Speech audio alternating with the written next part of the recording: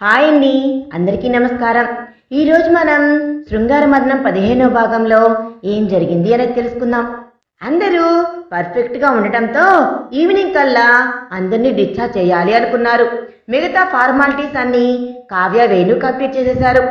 బయటకు వచ్చిన రాధికాకి ఎక్కడికి వెళ్ళాలి అన్న ప్రశ్న ఎదురైంది. కావ్య మా ఇంటికి వెళ్దాం పదా అని ఆమె చెయ్యి పట్టుకుంది. వెంటనే గౌతమ్ రాధి చేయి పట్టుకొని తను ఎక్కడికి రాదు, ఈ క్షణం నుంచి నా బుజ్జమ్మ నా ఇంట్లోనే కాదు ఆమె ఇంట్లోనే ఉంటుంది అన్నాడు. అక్కడికి వాళ్ళకెవ్వరికీ అర్థం కాలేదు. ఆమె ఇల్లు ఏది అంది. శేషేంద్ర చనిపోవడంతో ఇల్లు సీజ్ చేశారు. ఎవరికీ అర్థం కాలేదు. నేను కట్టిన ఇల్లు ఆమెది అన్నాడు. నా బుజ్జమ్మది, ఆమె పేరు మీదే ఉంది. నాదంటూ ఉన్నది ప్రతీది ఆమెదే అన్నాడు. కానీ కావ్య ఏదో చెప్పబోయింది. అది కాదు గౌతమ్, కేసు ఇంకా అని. అసలు కేసే లేదు, ఏమీ లేదు అని అన్నాడు గౌతమ్. కోపంగా రాధిక వైపు చూస్తున్నాడు, ఏం చెప్తుందా అని. ఎందుకో రాధిక కొంచెం బెరుగ్గా అనిపించింది. ఎవరైనా ఏమైనా అనుకుంటారేమో అని, తన చుట్టూ ఉన్న వాళ్ళు ఏం ఊహిస్తారో అని. గౌతమ్ ఆమె 2 చెంపలపై చేతులు వేసి ఆమె కళ్ళల్లోకి చూస్తూ, ఎవరేమనుకుంటారు అని చూడకు. నీ గురించి పట్టించుకోని వాళ్ళు ఏమనుకుంటే నీకెందుకు? నువ్వు ఉన్నావా పోయావా అని కూడా చూడని వాళ్ళ గురించి నువ్వెందుకు ఆలోచిస్తున్నావు? ప్రపంచానికి ఏమాత్రం సంబంధం లేకుండా ఇన్నేళ్లు నీకు నువ్వు ఒంటరిగా ఉన్నావు. నీకు నువ్వు వేసుకున్న శిక్ష ఇంక చాలు బుజ్జమ్మా. ప్లీజ్ నాతో పాటు వచ్చేయ్. నిన్ను వదిలి నేను అస్సలుండలేను. ఒకసారి అనుకోకుండా చేజార్చుకున్నాను నిన్ను. 6 ఏళ్ల దూరం వచ్చింది నీకు నాకు మధ్య. ఇంకోసారి వదులుకోలేను. చేజార్చుకొని బ్రతకలేను కూడా బ్రతకలేను. ప్లీజ్ మా, ఇంటికి వెళ్ళిపోదాం. నాతో పాటు రావా అని అడిగాడు గౌతమ్. అతడు అంత ప్రేమగా పిలిచేసరికి అక్కడున్న ప్రతి ఒక్కరికి ప్రేమ ఇంత అపురూపంగా ఉంటుందా అనిపించింది. ఇంత ప్రేమ ఉంటుందని ఊహించని కావ్య కూడా ఏమీ అనలేకపోయింది. రాధేకి మనసులో కొంచెం భయంగా ఉంది. కానీ ఎక్కడో మూలన భర్త చనిపోయి 1 రోజు కాలేదు. ఇంకా అప్పుడే అలా వెళ్ళిపోతే తన గురించి ఏమైనా చెడుగా అనుకుంటారేమో అని బాధగా ఉంది. ఆమె ఆలోచిస్తూ ఉంటే ఆమె ఆలోచన అర్థమైంది గౌతమ్కి. భరించేవాడు భర్త అన్ని రకాలుగా బాధించి, శాసించి, అవమానించి, ఆత్మాభిమానాన్ని కాలరాసి, ఇష్టాలను కోరికలను చంపి నడిచే ఒక జీవన యంత్రంలా మార్చి రక్తాన్ని పీల్చే మృగం కాదు. వాడి గురించి ఆలోచన అవసరమే లేదు. 1 క్షణం ఆలోచించినా అది పాపమే. ఆలోచన వదిలే బుజ్జమ్మా. ఇక చాలు నువ్వు పడింది, నేను చూసింది. ప్లీజ్ పోదాం పదా అన్నాడు. గౌతమ్ అంతగా అడుగుతూ ఉంటే రాధిక కాదనలేకపోయింది. కానీ ఏదో తనని అడుగు ముందుకు పడనివ్వటం లేదు. ఆమె ఆలోచన గ్రహించిన కావ్య సరే పదా అని చేయి పట్టుకుని నడవబోయింది. వెంటనే గౌతమ్ ఇంకో చేయి పట్టుకున్నాడు. అతని వైపు చూసింది రాధి. కళ్ళల్లో నీళ్లు. వెళ్ళొద్దని మౌనంగా తలూపాడు. ఇంకేం ఆలోచించలేకపోయింది రాధి. ఏదైనా భరించగలదు. కానీ గౌతమ్ కళ్ళల్లో నీళ్లు అస్సలు ఒప్పుకోలేదు. అందుకే కావ్యకి తనతోనే ఉండిపోతాను అని చెప్పింది. తనతోనే అంటే అని అడిగింది కావ్య. వెళ్ళి గౌతమ్ పక్కన నిలబడింది. అర్థమైన కావ్య గౌతమ్ ఇచ్చిన నమ్మకాన్ని, ధైర్యాన్ని చూసి సంతోషపడింది. అందరూ ఇంటికి చేరేసరికి సాయంత్రం అయింది. అందరూ గౌతమ్ ఇంటికి వచ్చేశారు. కావ్య లోపలికి వెళ్ళి గౌతమ్కి రాధికకి హారతి ఇచ్చి లోపలికి అడుగుపెట్టింది. అలసిపోయిన మొహాలతో ఉన్న అందరూ ఇంకేమీ చేయలేక వాళ్ళ రూమ్లోకి వెళ్ళిపోయారు. గౌతమ్ దగ్గరుండి అందరికీ వాళ్ళ రూమ్ చూపించాడు. కావ్య, వర్ష, వేణు ఇంటికి వెళ్ళిపోతాను అన్నా పంపించలేదు. బలవంతంగా అందర్నీ అక్కడే ఉంచేశాడు. రాధికని జాగ్రత్తగా తన రూమ్లోకి తీసుకుని వెళ్ళాడు. తన రూమ్ నుండి కళా వెళ్ళిపోయిన తర్వాత మొత్తం రూమ్ ఇంటీరియర్ని మార్చేసి రాధికకి ఇష్టం వచ్చినట్లు మార్చాడు. కనీసం తన ఇష్టమైన వస్తువులతో ఉన్న తన బుజ్జమ్మతో ఉన్నట్లుగా ఉంటుంది అతనికి. రాధిక ఆ రూమును చూసి ఆశ్చర్యపోయింది. ప్రతిదీ తనకిష్టమైనట్లు డిజైన్ చేసిన రూమ్ అది. బయట ఉన్న ఓపెన్ ప్లేస్, అక్కడ ఉన్న చెట్లు, మధ్య ఉన్న స్ప్రింగ్ చైర్. అతని వైపు చూసింది. రూమ్ డోర్ అనుకొని ఆమె వైపు చూస్తున్నాడు. దగ్గరికి వచ్చి అతన్ని గట్టిగా హగ్ చేసుకుంది. ఆమె చుట్టూ చేతులు వేసి నచ్చిందా అన్నాడు. చాలా అని చూసింది అతని వైపు. ఆమె వైపు చూశాడు. నిన్నటి నుండి ఉన్న అదే సారీ, నిన్నటి నుండి ఉన్న అదే మొహంలో అలసట ఇంకా ఉంది. నువ్వు వెళ్ళి ఫ్రెష్ అవ్వు. కానీ డ్రెస్సెస్ అని ఆలోచిస్తుంది. ఆమెను తీసుకెళ్లి ఆ రూమ్ లో ఒక వార్డ్ బోర్డ్ దగ్గర నిలబెట్టి దాన్ని ఓపెన్ చేశాడు. అక్కడ ఉన్నవి చూసి రాధి ఆశ్చర్యపోయింది. ఇవన్నీ ఎవరివి అంది. నీవే. నేను కొత్తగా చేసే ప్రతి డిజైన్ శారీ ఇందులో నా బుజ్జమ్మ అయితే ఎలా ఉంటుంది అని ఊహించుకొని ఫస్ట్ నీకోసమే డిజైన్ చేస్తాను. నేను అలా డిజైన్ చేసే నా ఫస్ట్ పీస్ తెచ్చేసి నా వార్డ్రోబ్ లో దాచుకుంటాను అని తనకు నచ్చిన శారీని తీసి సెలెక్ట్ చేసి ఆమె చేతిలో పెట్టి లోపలికి పంపించాడు గౌతమ్. ఈ లోపల తాను కూడా ఇన్ని రోజుల నుండి పడిన మానసిక సంఘర్షణ అలసట, ఇంకా అక్కడక్కడ తన శరీరంపై ఉన్న దెబ్బలు చిరాగ్గా అనిపించి అందుకే ఇంకో వైపు ఉన్న వాష్రూమ్ వైపుకు వెళ్ళిపోయాడు. కొన్ని నిమిషాల తర్వాత బయటకు వచ్చిన గౌతమ్ ఆ రూమ్ కి బయట ఉన్న ఓపెన్ ప్లేస్ లో నిలబడి చూస్తూ ఉన్నాడు. మొదటిసారి తన ఇల్లు తనకి చాలా అందంగా కనబడుతుంది. కట్టింది రాధిక కోసమే అయినా అక్కడ ఉన్నప్పటి నుండి ఎప్పుడూ కుదురుగా ఉండనే లేకపోయాడు. చుట్టూ ఉన్న దాన్ని ఆస్వాదించలేకపోయాడు అతను. ఇప్పుడు చాలా ప్రశాంతంగా ఆనందంగా ఉంది. చుట్టూ ఉండే పరిసరాలు కొత్తగా అద్భుతంగా ఉన్నాయి. అదేనేమో మనసు మహత్యం అంటే. మనసు సంతోషంగా ఉంటే చుట్టూ ఉన్న ప్రతీది అందంగా కనబడుతుంది. మనసులో విషాదం గూడు కట్టుకుని ఉంటే అందమైనది కూడా అనాకారంలా మిగిలిపోతుంది. పైన వెన్నెల తన దేవతన్ రూమ్ లో చల్లని వీచే చిరుగాలి పక్కనే ఉన్న నైట్ క్వీన్ పరిమళాన్ని మోసుకుని వస్తూ ఉంది. ఆ పరిమళం మనసుని ఒక రకమైన హాయి అయినటువంటి మత్తులో ముంచుతూ ఉన్నాయి. అలికిడి అయితే తిరిగి చూశాడు గౌతమ్. లైట్ పింక్ కలర్ చీరలో రాధి గులాబీ తోటలో నుంచి నడిచి వస్తున్నట్లుంది. అంత అందం, అందానికి తగ్గ లావణ్యం చూపు తిప్పుకోవడానికే కష్టంగా ఉంది గౌతమ్కి. తన రూపుని చూస్తూ నాలో నేనే మురిసిపోతూ అంది అందనట్లుగా దగ్గరగా ఉంటే నా కనులలో కలల వెలుగులే నింపుకుంటా. సుమాలన్నీ నీ పువ్వులుగా పుయ్యాలని, నాలో మధువులై పొంగాలని, కుంకుమ పూసే వేళలో వేకువై నువ్వు రావాలని ఎదురు చూసి నా ఈ జన్మ పులకరించి పోవాలని, నీ ప్రేమే నా ప్రేమగా అని అనుకున్నాడు మనసులో. సారీ అని కొంగుని సరిచేసుకుంటూ వస్తున్న రాధిక ఎదురుగా ఉన్న గౌతమ్ని చూసింది. అతను ఇంకా ఆమెని అలాగే చూస్తూ ఉండటంతో ఏంటి అని కళ్ళెగిరేసింది రాధి. ఏమీ లేదని కళ్ళతోనే సమాధానం చెప్పాడు. మరి అని అంది. హా మరి అని అన్నాడు. ఎందుకలా చూస్తున్నా అంది. ఏమీ లేదు అన్నాడు. నిజం చెప్పు అంది. నువ్వు అప్పటికి ఇప్పటికీ అసలు ఏమీ మారలేదు తెలుసా అన్నాడు. అవునా ఇంకా అంది. ఇంకా కిలోమీటర్ దూరంలో ఉంటే ఏం చెప్తాను, దగ్గరకు వస్తే నిన్ను చూసి చెప్తాను. ఏమన్నా మారేవో లేదో అన్నాడు. ఏమీ అవసరం లేదు, బయటకు వెళ్ళు అంది. ఎందుకు అంటాడు. ఎందుకంటే నాకు నిద్ర వస్తుంది, నిద్రపోవాలి కాబట్టి అంది. హా నిద్రపోదాం ఇద్దరం కలిసి అన్నాడు. కుదరదు వెళ్ళు కన్నయ్యా అని అంది. ఎందుకు కుదరదు అని ఆమె చేయి పట్టుకొని తన మీదకి లాక్కున్నాడు. నేరుగా వెళ్ళి అతని గుండెల మీద పడింది. ఆమె చుట్టూ చేతులు బిగించి ఇప్పుడు చెప్పు ఎందుకు కుదరదు అన్నాడు. ఇంకేం చెబుతుంది, అతని కళ్ళల్లోకి చూస్తే చాలు సర్వం మర్చిపోతుంది.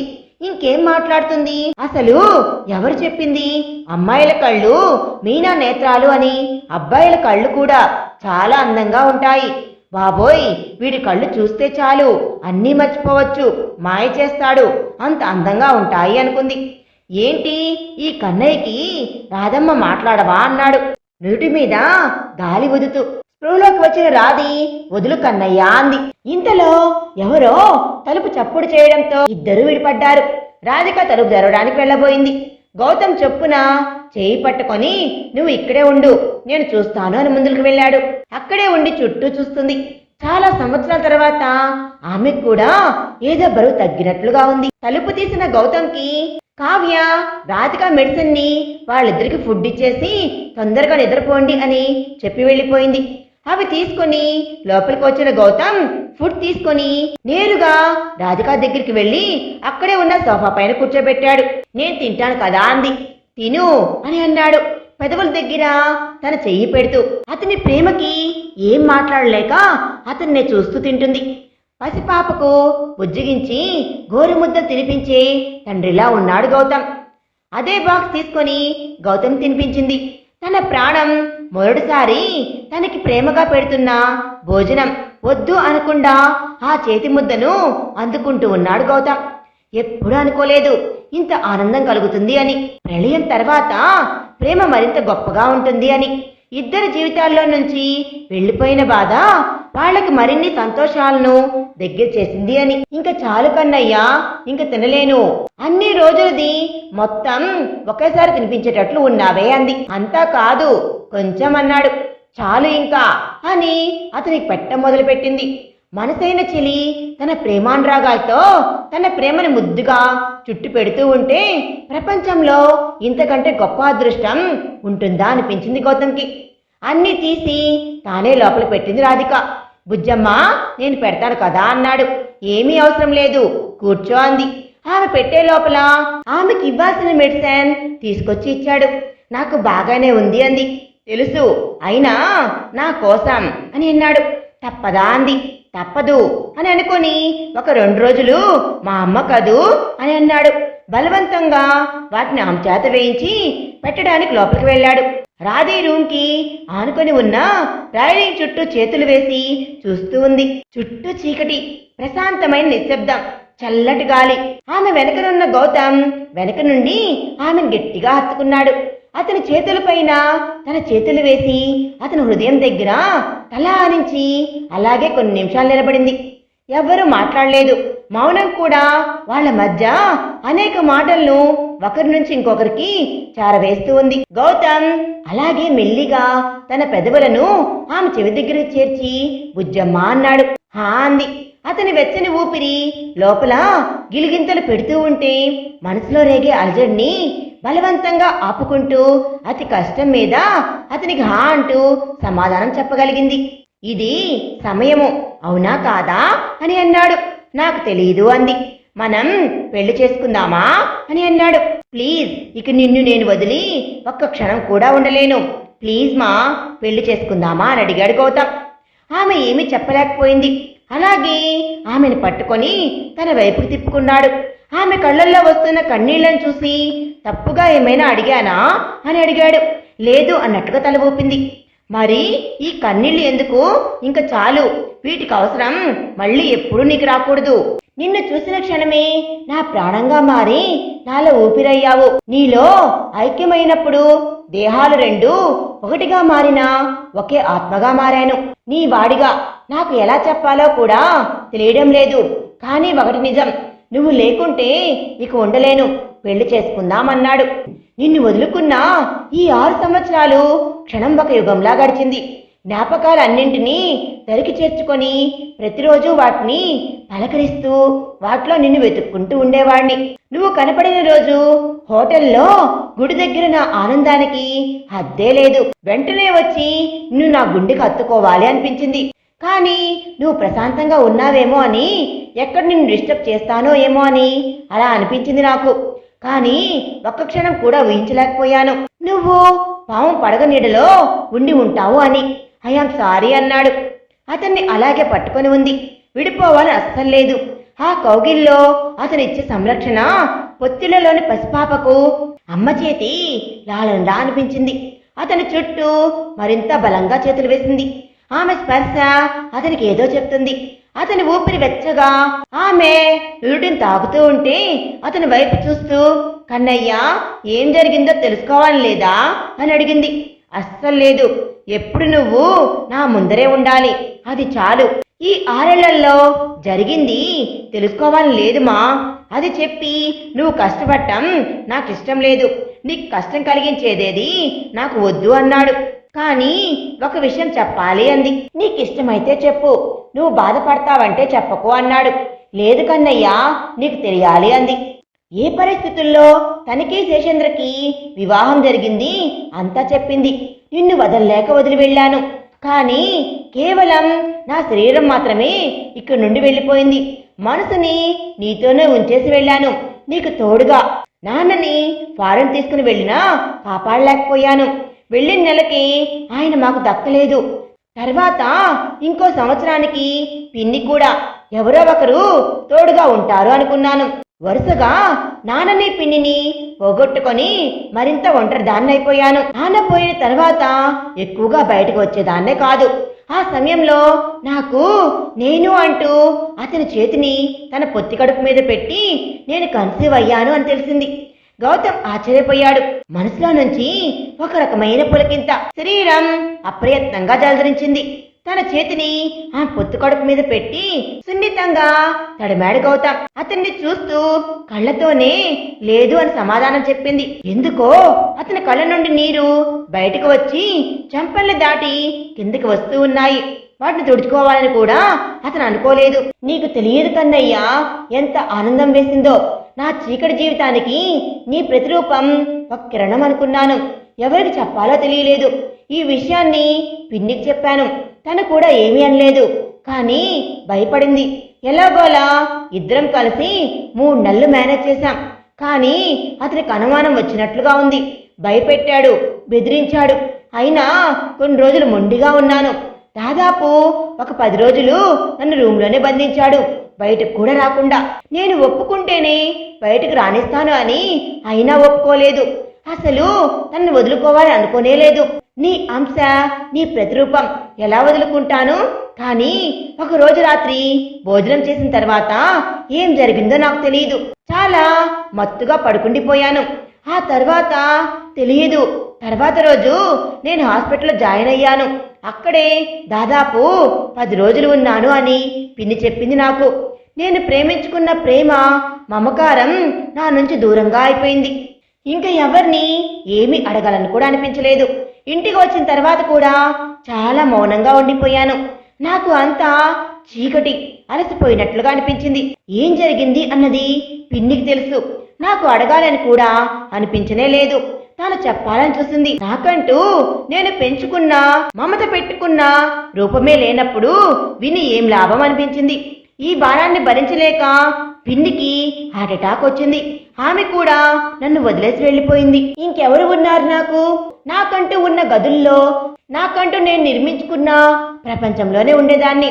మాటలు చాలా తక్కువ అతనికి నాకు. అంతా చీకట్లోనే నాకు సంతోషాన్నిచ్చేది.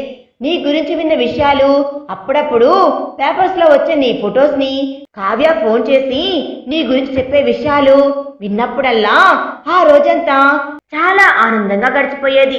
నీ గురించి ఉన్న ప్రతి మ్యాగజైన్ని కలెక్ట్ చేసి నా దగ్గర పెట్టుకునేదాన్ని. నువ్వు గుర్తొచ్చినప్పుడల్లా నీ పిక్స్ చూసుకునేదాన్ని. తనతో మాట్లాడటం కూడా చాలా తక్కువ. బయట పార్టీలకు, బయట ఫ్రెండ్స్, ఇలా ఏదైనా ప్రపంచానికి తన భార్యను చూపించడానికి అవసరం వచ్చినప్పుడు మాత్రమే నేను బయటకు వెళ్లేదాన్ని. మిగతా సమయాల్లో అస్సలు ఇల్లు దాటి ఎప్పుడు రాలేదు. ఈ 6 ఏళ్లలో తనకున్న పిచ్చి నాకు తెలిసిపోయింది. అందుకే సాధ్యమైనంత దూరంగా ఉండేదాన్ని. నాన్నని జాగ్రత్తగా చూసుకుంటాను. అలాగే అక్కడ ఉన్నందుకు నా డ్యూటీ క్రమం తప్పకుండా చేసేదాన్ని. తన ఇంట్లో ఉంటే భోజనం పెట్టడం, మెడిసిన్స్ ఇవ్వడం, తర్వాత ఏమైందో తెలియదు. ఒకరోజు సడన్ గా వచ్చి ఇండియాకు వెళ్తున్నామన్నాడు. మొదట గుర్తొచ్చింది నువ్వే నాకు. అనుకున్నట్లుగానే ఇండియాకు వచ్చాము. ఇక్కడికి వచ్చిన తర్వాత నీ కంపెనీ అని నాకు తెలియదు. సిఐ ఫోన్ చేసి చెప్పేంత వరకు ఇదంతా తను చేస్తున్న పని అని నేను కల్లో కూడా ఊహించలేదు. కానీ వచ్చిన తర్వాత నీ వెనకాల నీ నీడగా నేను మారాను. నువ్వేం చేస్తున్నావు, ఎక్కడికి పోతున్నావు అని కావ్య నాకు చెప్పేది. వర్ష ద్వారా కొన్ని తెలుసుకున్నాను. అలా నీ గురించి తెలుసుకుంటూ ఉండేదాన్ని. నిజంగా నీకు ఎదురుపడాలి అని అనుకోనేలేదు. కానీ ఎప్పుడైతే నేను షూట్ చేయమని చెప్పాడో తట్టుకోలేకపోయాను. నా వల్ల కాలేదు. అందుకే అతన్ని అని ఇంక చెప్పలేక ఏడుస్తుంది రాధి. గౌతమ్కి అంతా విన్న తర్వాత మనసు మోగబోయింది. ఏం చెప్పాలో తెలియడం లేదు. ఆమెని ఎలా ఓదార్చాలో కూడా తెలియడమే లేదు. ఏడుస్తున్న ఆమెను చూస్తూ ఆమె తలని తన హృదయానికి గట్టిగా అదుముకొని బలంగా ఆమెను తన 2 చేతుల మధ్య బంధించి ఆమె నురుడిపై తన మోమును పెట్టి అలాగే నిలబడిపోయాడు. ఎంతసేపో తెలియదు. ఇద్దరి కంటి నుండి జారుతున్న కన్నీళ్లు గౌతమ్కి లోపల రగిలిపోతూ ఉంది. తన ప్రాణాన్ని ఎంత కష్టపెట్టాడు, కుదిరితే వాణ్ణి మళ్ళీ లేపి మళ్ళీ చంపాలి అని కసి బాగా పెరిగిపోయింది. మరి తర్వాత ఏం జరిగింది అనేది మనం నెక్స్ట్ పార్ట్లో తెలుసుకుందాం. ఈ వీడియో కనుక మీకు నచ్చినట్లయితే ప్లీజ్ లైక్ చేయండి. మీ విలువైన అభిప్రాయాన్ని కామెంట్ రూపంలో తప్పకుండా తెలియజేయండి. కొత్త వారు మన ఛానల్ చూస్తున్నట్లయితే ప్లీజ్ సబ్స్క్రైబ్ చేసుకోండి. Thanks for watching.